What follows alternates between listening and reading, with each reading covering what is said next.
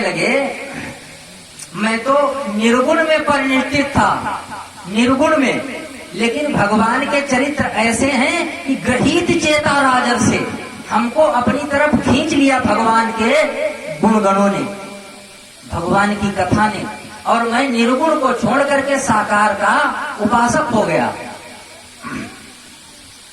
और डरने की बात, डर आप अपने मन से निकाल दीजिए। क्यों? बोले खडवांग का हमारे परबाबा वशिष्ठ ने 2 घड़ी में उद्धार कर दिया था। आपके पास तो 7 दिन का समय है, आपका उद्धार 7 दिन में आराम से हो जाएगा।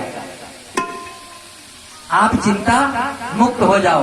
देखो डॉक्टर 2 प्रकार के होते हैं। एक ऐसे होते हैं, एक के पास जाओ, कह दो महाराज ये फला बीमारी है, तो कहेंगे अरे तुमने बहुत देर कर दी, पहले आ गए होते तो शायद कुछ हो सकता था, फिर भी चलो इतनी दवा लगेगी और 5 लाख 10 लाख पहले जमा करना पड़ेगा, लिखकर देना पड़ेगा पहले, मरीज के लिए लिखकर लिखवा लेंगे पहले। तो जो साथ में गए हैं वो और बीमार हो जाएंगे, जो साथ में गए वो बीमार हो जाएंगे, तो उनको बीमार कर देते हैं। और एक डॉक्टर वो हैं जो जिनके पास जाओ कहते हैं अरे तुम समय पर आ गए और देखो चिंता मत करना, तुम्हारा मरीज बिल्कुल ठीक हो जाएगा। 2 प्रकार के डॉक्टर होते हैं। श्री सुखदेव बाबा कहते हैं आप चिंता मुक्त हो जाइए, तुम्हारा कल्याण होकर के रहेगा। क्यों? कल्याण उसी का होता है जो कल्याण चाहता है। कल्याण चाहेगा उसका कल्याण जरूर होगा। मुक्ति मोक्ष किसे कहा जाता है? मोह का क्षय हो जाए, समझ लो मोक्ष हो गया। मन के मारे बन गए बन तज बस्ती माही, कहे कबीर मन लालची, ये कहूँ ठहरत नाई, कि ये तो गति है अटपटी, झटपट लखे न कोय, जब मन की खटपट मिटे तो चटपट दर्शन होय। मन ही मिलावत राम से, मन ही करत फजीर। राम से बना मिलाने वाला यही है और यही भीख मंगा देने वाला है। बोलो राधे राधे। तो आपका मन अगर रामासक्त है, ईश्वरासक्त है, तो आप जीते जी मुक्त हैं। और आपका मन अगर ग्रहासक्त है, कामासक्त है, विषयासक्त है, तो आप बने हैं। कथा सुनने के लिए बताई गई। देखो जो कथा सुनी जाती है तो उसके लिए नियम कानून, जैसे दवा खाई जाती है तो ना नियम होता है कि भाई ये फला दवा है, गर्म पानी के साथ खाना है, ये दूध के साथ खाना है, कैसे खाना है ना।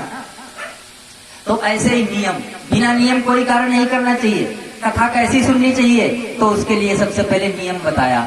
जितासनो, आसन जीत, जो आसन जीत लेगा वही आराम से बैठ करके कथा को हजम कर पाएगा। चाहे वज्रासन बना लो, सुखासन बना लो, इंद्रासन बना लो, चाहे जैसे बैठो, एक आसन सिद्ध कर लो। ये नहीं कि पैर इधर जा रहा फिर उधर जा रहा, तब तुम्हारा शरीर ही इधर उधर होगा तो कथा में मन कैसे लगेगा। एक आसन। फिर जित श्वासो, प्रातः उठ करके प्राणायाम करके गायत्री का स्मरण करें और प्राणायाम करें, श्वासों पर विजय प्राप्त करें और मन का संग जीतें।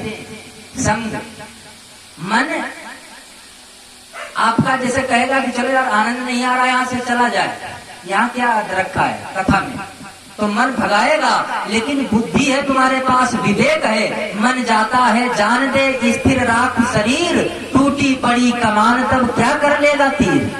मन के साथ आप जाओगे, मन ही डकैती करवाता है, मन ही चोरी करवाता है, मन ही व्यभिचार करवाता है। मन के साथ आप स्थूल शरीर न लेकर के जाओ, मन अकेले कुछ नहीं करेगा, भागेगा लौट आएगा।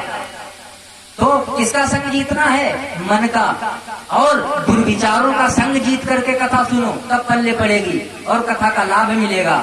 और जितेंद्रिय होकर के इंद्रियों को भगवान में लगाएं, संसार में न लगाएं, काम में न लगाएं। 7 दिन जितेंद्रिय होकर के कथा सुने और स्थूले भगवतो रूपे मना संहार ये धिया, भगवान के स्थूल शरीर स्वरूप का ध्यान करें।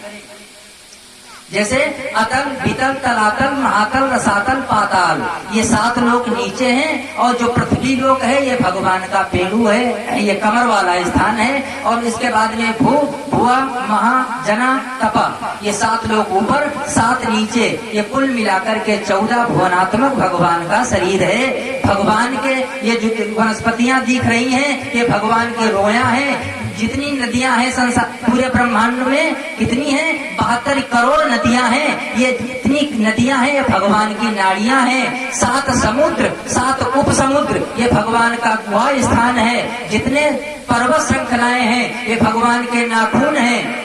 और जिन ये जो कुछ दिखाई दे रहा है ये सब भगवानमय है, राममय है। रोया है, जल दिख रहा है, जल भगवान का वीर्य है।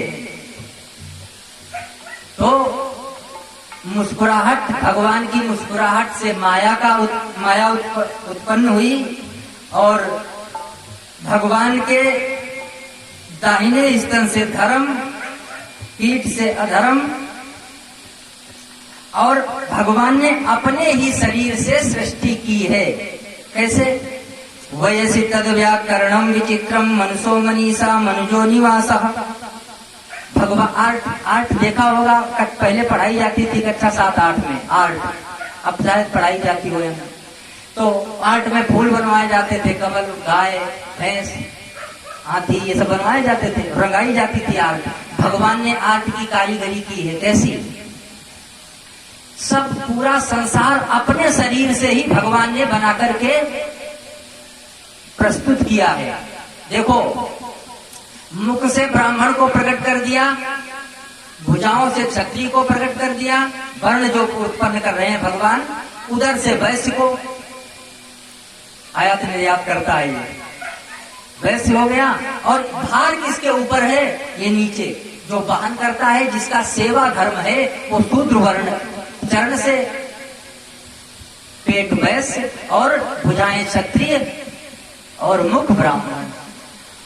तो 4 वर्ण तैयार किए, जीव बनाए, और सारे जीव बनाए। तितली बनाई, तितली के ऊपर ऐसी पेंट कर दी कि सालों साल हो जाता है, पेंट थोड़ी बहुत भी हल्की नहीं पड़ती, न जाने कैसी पेंट कर दी। और इतने सब बना करके इन्हीं के भीतर अंतर्यामी रूप से लेट गए, जिनको आत्मा कहा जाता है। आत्म रूप से हर जीव के भीतर चले गए, हर जीव के भीतर चले गए, आत्म रूप से भीतर और परमात्मा रूप से कण कण में बाहर विराजमान हो गए। तो मच्छर को देखा आपने? मच्छर आजकल हेलीकॉप्टर बनाते हैं, हेलीकॉप्टर, तो उसमें पेट्रोल लगता है। और भगवान का बनाया हुआ हेलीकॉप्टर, इतना बड़ा मच्छर, सबसे छोटा हेलीकॉप्टर, इसके भीतर भी भगवान लेटे हैं, इसके भीतर भी शयन कर रहे हैं भगवान आत्मा रूप से। और इस देखो उड़ता है, और जब इसे पेट्रोल की जरूरत होती है, किसी के ऊपर बैठ गया, मारा, डंक ले लिया, पेट्रोल उड़ दिया, उसके भीतर भी भगवान। तो हर जगह भगवान का स्मरण करना चाहिए। जब साधक ऐसा स्मरण करेगा कि हर में भगवान है, जगह जगह भगवान है, सब में भगवान है, तब वो पाप से बच जाएगा। पाप से बचाने के लिए परीक्षित ने ये स्थूल शरीर का वर्णन किया। बोलो राधे राधे।